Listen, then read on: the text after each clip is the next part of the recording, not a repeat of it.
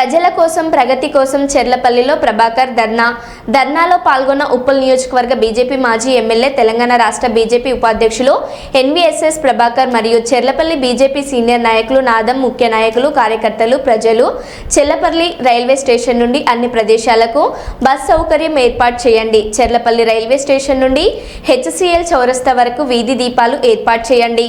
Cherlapally railway station నుండి వెళ్ళడానికి పోవడానికి రోడ్డు విస్తరణ పనులు ప్రారంభించండి అని అన్నారు. అది సూచిస్తూ మరి నేమ్ బోర్డ్స్ పెట్టవలసినటువంటి బాధ్యత జిహెచ్ఎంసీ పైన ఉన్నది, రాష్ట్ర ప్రభుత్వం పైన కూడా ఉంది.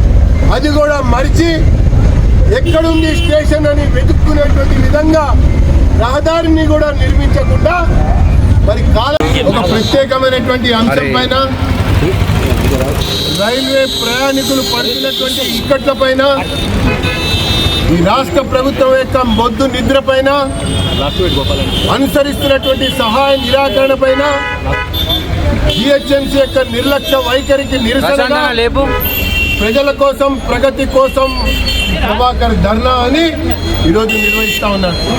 నేను ఎమ్మెల్యేగా ఉన్న సమయంలో ఈ చెర్లపల్లి రైల్వే టెర్మినల్ ని అభివృద్ధి చేయాలని, ఇక్కడ రైల్వే టెర్మినల్ ని నిర్మాణం చేయాలనేటువంటి ఆలోచనతో మరి అప్పటి ముఖ్యమంత్రి కేసీఆర్ గారిని మీరు ఉన్నటువంటి రైల్వే భూమికి అదనంగా మీరు భూమి ఇవ్వండి, ఇస్తే ఇంకా పెద్దగా నిర్మాణం చేస్తామని చెప్పని ఎన్నో సందర్భాల్లో కలిసి వారిని కోరడం జరిగింది. అప్పటి ప్రభుత్వం సహాయ నిరాకరణ చేసింది. 1 ఇంచు భూమి బీఆర్ఎస్ అప్పుడు ఇవ్వాల.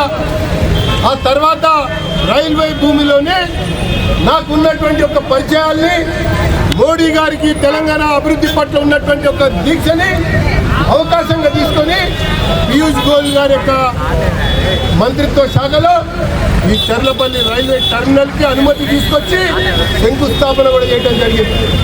ఆ తర్వాత శంకుస్థాపన ద్వారా నిర్మాణం చేపట్టి నిర్మాణం పూర్తి చేసి దేశంలోనే అతిపెద్ద అత్యధికమైనటువంటి సాంకేతిక పరిజ్ఞానం కలిగినటువంటి వైష్ణవ్ గారు చెప్పినట్టుగా 25 ట్రైన్స్ ప్రతిరోజు ఇక్కడే ఆగుతూ ఉన్నాయి, ఇక్కడి నుంచే మొదలవుతూ ఉన్నాయి.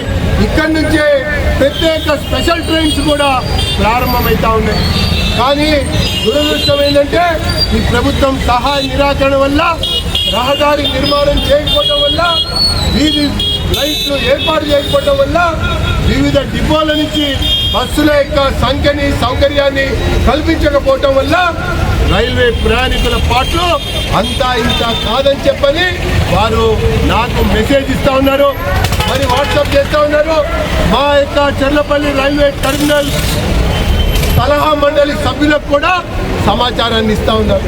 మరి ఈ విషయాలన్నీ గమనించి ఈ ప్రభుత్వం యొక్క నిర్లక్ష్య వైఖరిని నిలదీయాలి, జిహెచ్ఎంసీ యొక్క మొండి వైఖరిని నశింపజేయాలి. వివిధ డిపోల నుంచి బస్సులు ఇక్కడికి ఏర్పాటు చేసే విధంగా ఒత్తిడి పెంచాలన్నటువంటి ఒక ఆలోచనతో ఈరోజు ఒక సింబాలిక్గా 3 గంటల కొరకు ధర్నాను ఏర్పాటు చేయడం జరిగింది.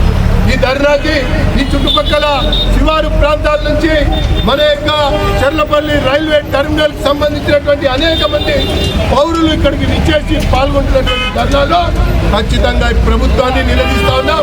ఒకవైపున 450 కోట్లతో కేంద్రం అభివృద్ధి చేసి నిధులు వెచ్చించి నిర్మాణం పూర్తి చేసి జాతికి అంకితం చేస్తే నువ్వు కనీసం బస్సు ఏర్పాటు చేయలేవా, నువ్వు కనీసం వీధి లైట్లు ఉంచలేవా, నువ్వు కనీసం దీనికి దారి ఇది అని సైన్ బోర్డులు పెట్టవా అనేటువంటి ఒక విషయాన్ని లోకం దృష్టికి తీసుకుపోవాలి.